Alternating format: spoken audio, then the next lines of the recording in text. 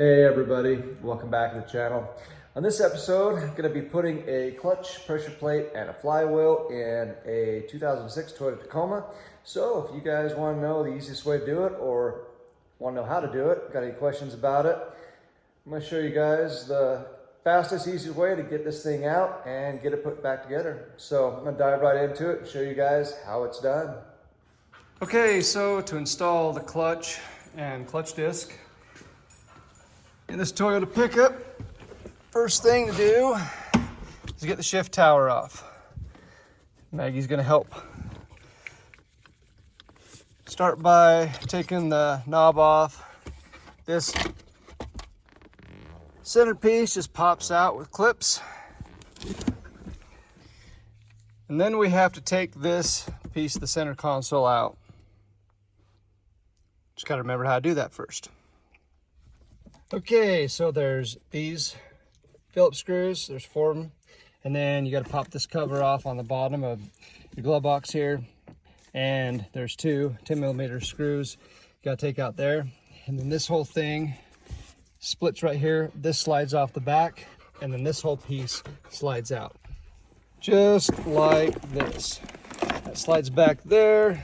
This piece right here lifts up, lifts out, just like that.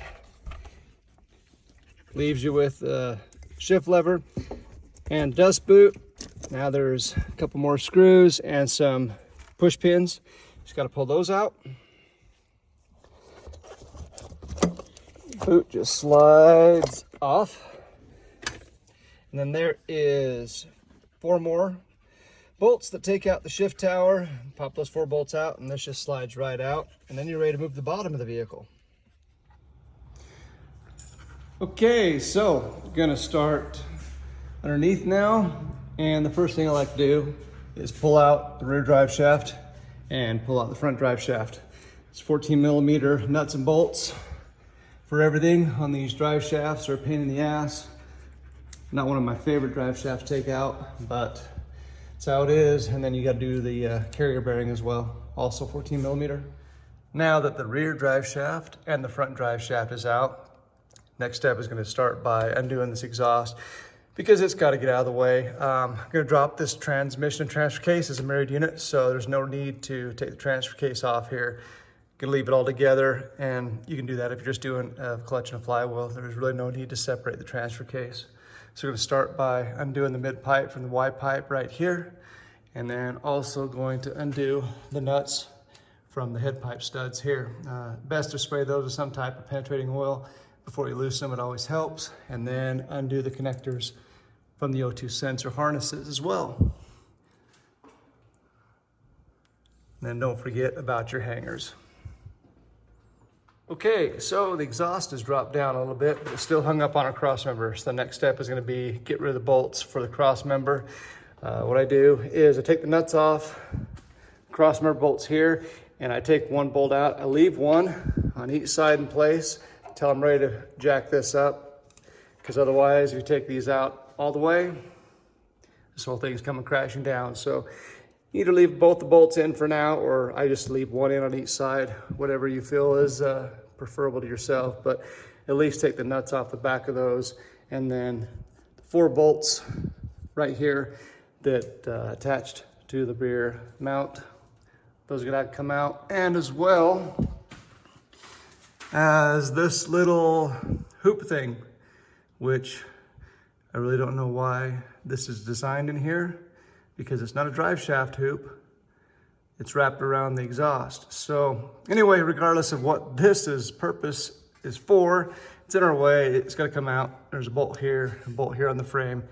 Get this out of the way so you can get the exhaust out. So I just remembered you can actually get the Y pipe out of this without dropping this. Either way, it's gonna come out, but if you kind of work it back, you can actually slide it back out of the way. I actually just tilt this hoop up, slide it back, and you can kind of finagle it out of there. Next step is gonna be get my transmission jack under right here, support it, so we can take the cross member out, lower the whole assembly, and I'm gonna start undoing some of the wire harnesses and plugs off here and some of the attachment points for the wire harness. So to free all this up, to get it ready to undo some of these plates and brackets, and then bell housing bolts, get it out. And without missing too much, transmission transfer case is out, clutch is on the floor. Here's a transmission and transfer case. About the only thing that I really skipped over is undoing all the bell housing bolts, and there is 6 bolts that attach the clutch to the flywheel. Now, this is gonna be getting a new flywheel too because it's torched. Yeah, you can resurface these, but a lot of the flywheels aren't that expensive. So for $100, $150, just replace it. Most places are gonna charge $40 to resurface it anyway. And this thing is torched. It's all the way down to the rivets in most spots. And this thing barely got in my shop. So it was done, time for a new one. One thing that's really awesome about these Toyotas, no pilot bearing. So you don't have to worry about pulling that out. If you don't have the right tool, those can be a real pain in the ass to get out. No need to worry on a Toyota, it doesn't have one. So really, all you have to do is undo the 6 outer bolts to get your clutch and disc out, and then undo your 8 inner bolts. Take the flywheel off, put the new flywheel back on, put those bolts back in. Make sure you put at least blue Loctite on these bolts, torque those down. Get your alignment tool, set the clutch in with the disc with a pressure plate with the alignment tool. Make sure the clutch disc is fairly centered inside the pressure plate, and then tighten that down, and you're pretty much good to go. One thing you do not want to forget though is you have your throwout bearing here. You want to replace that. Most clutches come with the kit. I mean, it comes with this. It usually comes with a pilot bearing if application specific requires it. Make sure you lube all your points, clean everything up, and lube your pivot points here, and just put new throwout bearing in there, and you're good to go to reverse all the steps.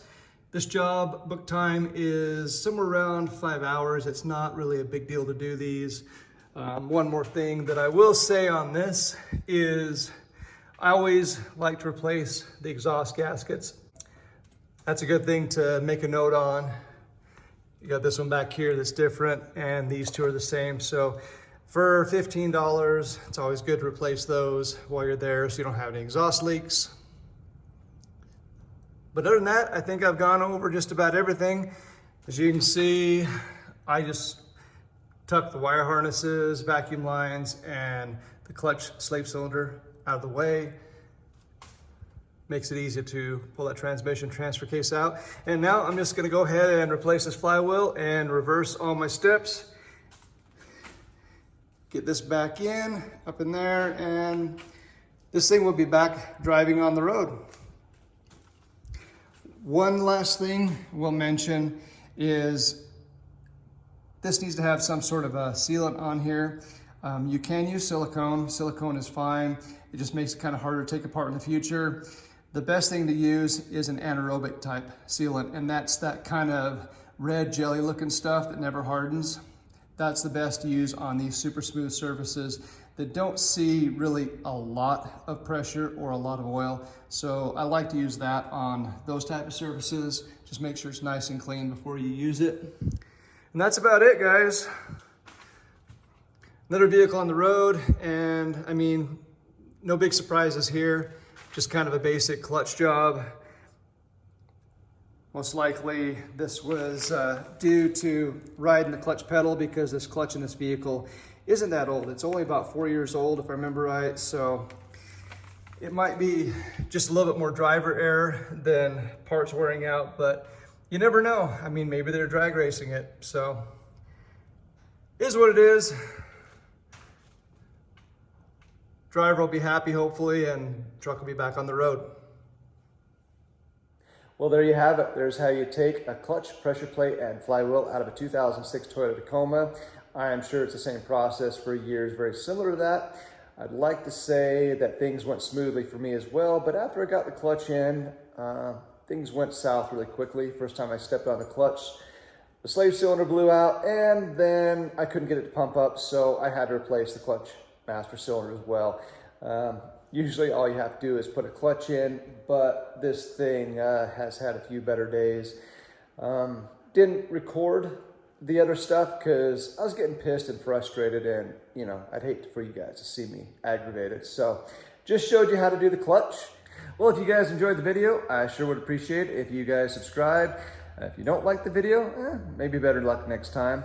But until then, there will be more videos to come. And until then, we'll see you guys later. Goodbye.